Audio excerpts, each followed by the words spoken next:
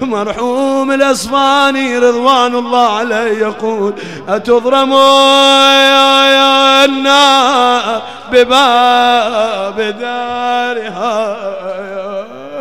وآية النور على منارها بل بابها باب النبي الرحمة وباب أبواب نجاة الأمة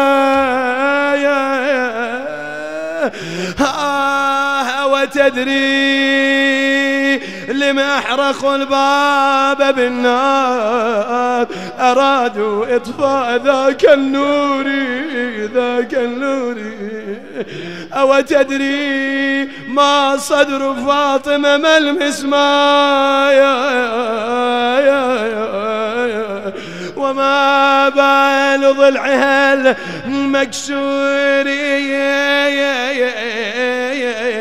ما سقوط الجنين ما حمرة العين وما بال قرطها المنثور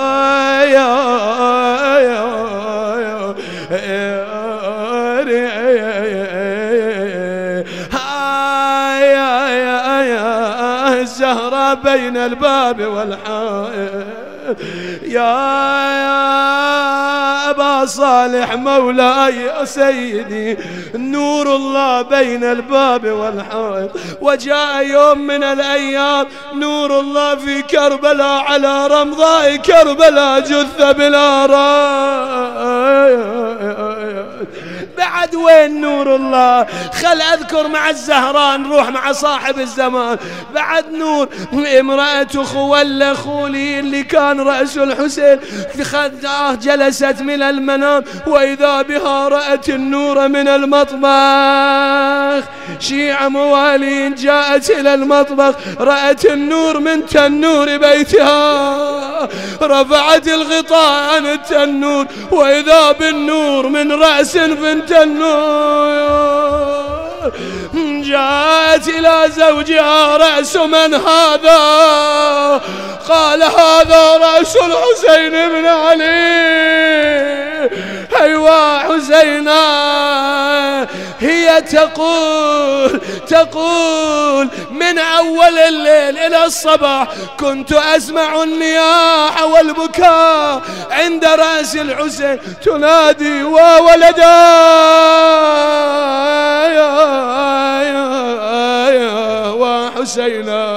وحسينا والله أنا الوالد يا حسين يا ابني أنا الوالد يا حسين يا ابني يا من رد ذبحك ذبحني اسعدني على ابني يلتحمني هنيئا لكم. مرحوم شيخ جعفر الششتري يقول كل يوم الزهراء في السماء عدا مجلس للحسين تنادي أنا الوالدة والقلب لهفة والله أنا الوالدة والقلب لهفة وادور عزبني وين ما كان او يا شيعة موالين على ابن المات عطشان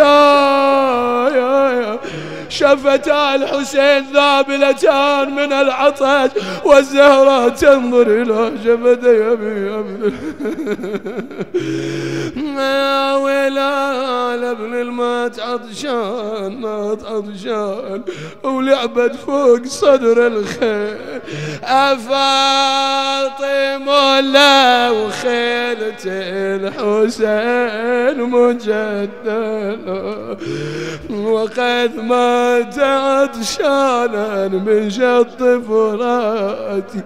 إذا للطمت الخد فاطمة عنده يعبر قال هذه الأبيات للإمام الرضا يقول الدموع كانت تجري كالمطر من عين الإمام الرضا إذا لطمت الخد فاطمة عنده وأجريت دمع العين بالوجنات أفاطم قومي يا ابنة الخير واندبي نجوم السماوات